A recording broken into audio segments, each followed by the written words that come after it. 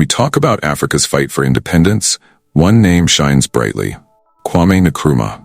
Visionary leader, Pan-Africanist, and the first president of Ghana, Nkrumah's story is one that still inspires people around the globe. In this video, we're diving into 10 fascinating facts about Kwame Nkrumah. Facts that will show you why his legacy continues to resonate.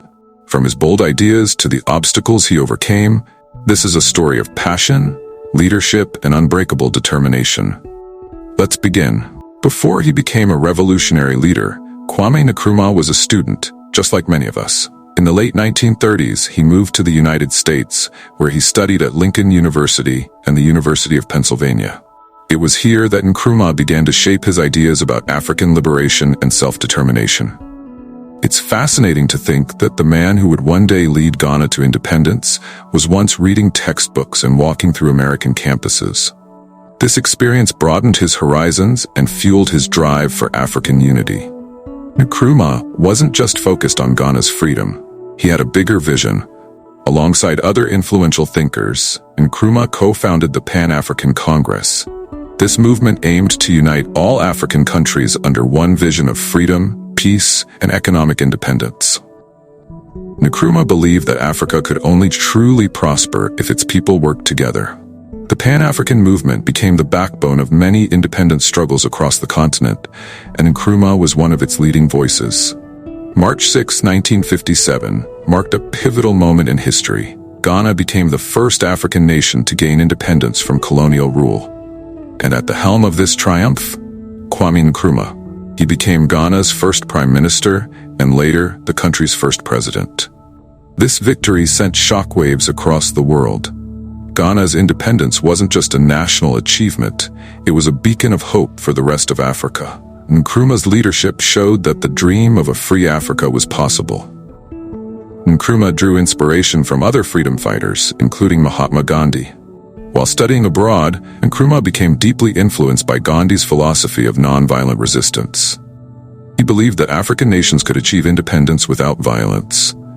Nkrumah organized boycotts, strikes, and peaceful protests that undermined the colonial government's control, proving that determination and unity could be just as powerful as any army. In 1949, Nkrumah founded the Convention People's Party, CPP, a political party dedicated to achieving Ghana's independence. The CPP quickly gained massive support as it represented the hopes and dreams of ordinary Ghanaians who were tired of British rule.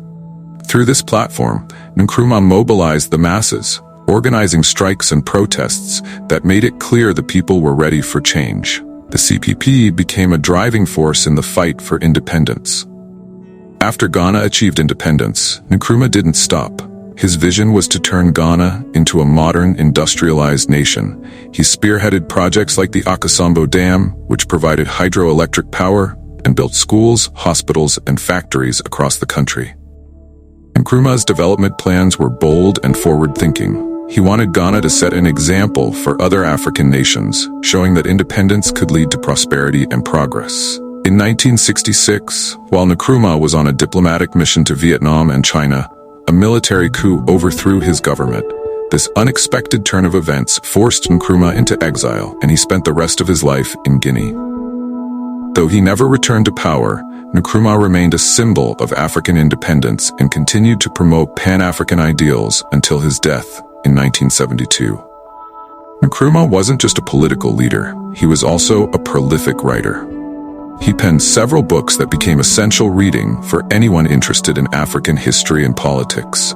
His works, like Consciencism and Africa Must Unite, outlined his vision for a unified, self-sufficient Africa. His writings remain influential to this day, offering insights into his political philosophy and the future he envisioned for the African continent.